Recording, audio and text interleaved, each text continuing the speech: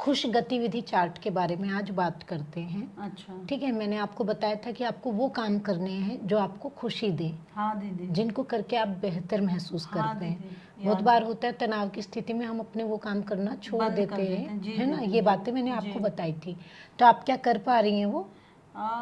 वही दीदी, समय का अभाव होता है तो कम हो गया है पहले से।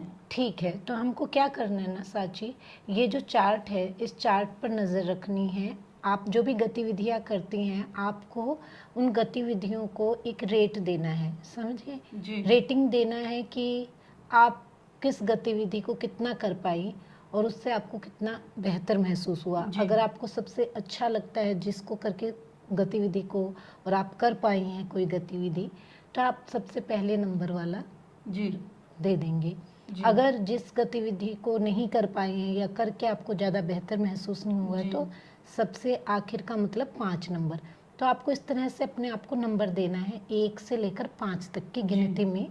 1 2 3 4 5।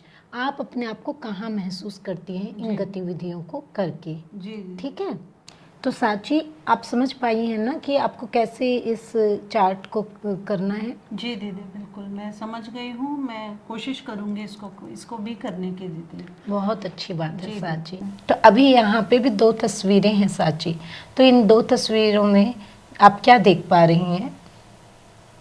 दीदी, ये वही चित्र हैं जो आपने मुझे पहले दिखाए थे। इसमें तो माँ अपने बच्चे के साथ है, जो तनावपूर्ण वातावरण में है।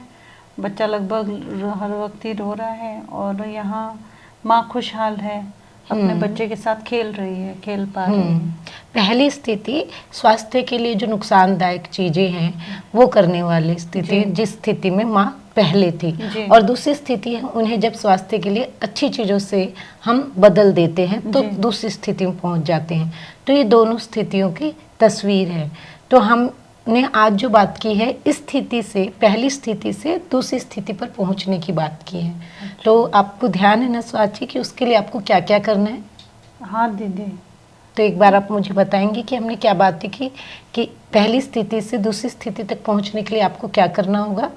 दीदी, आपने तो मुझे इसके पहले भी आपने मुझे व्यायाम वगैरह के बारे में बताया था। आपने सेहत पे ख्याल रखने के लिए बोला था आपने, और खुश गतिविधि चार्ट भी आपने बताए थे, ठीक से आराम करने के लिए बोला था।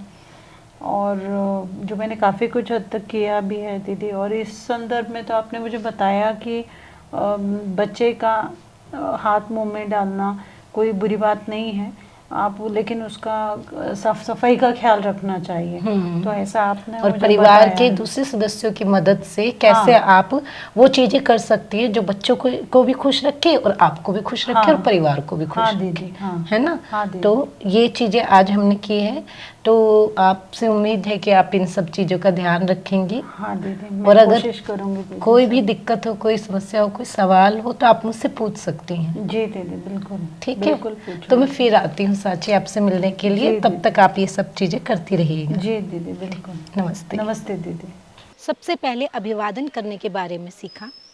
उसके बाद पिछले सत्र के बारे में बातचीत करते हुए नए सत्र की शुरुआत करना सीखा। मूड रेटिंग स्केल, उसका महत्व और किस तरह से ये मूड रेटिंग स्केल माँ की मदद करेगा इसके बारे में जाना। साथ ही इस सत्र में हमने खुश गतिविधि चार्ट के बारे में भी जाना।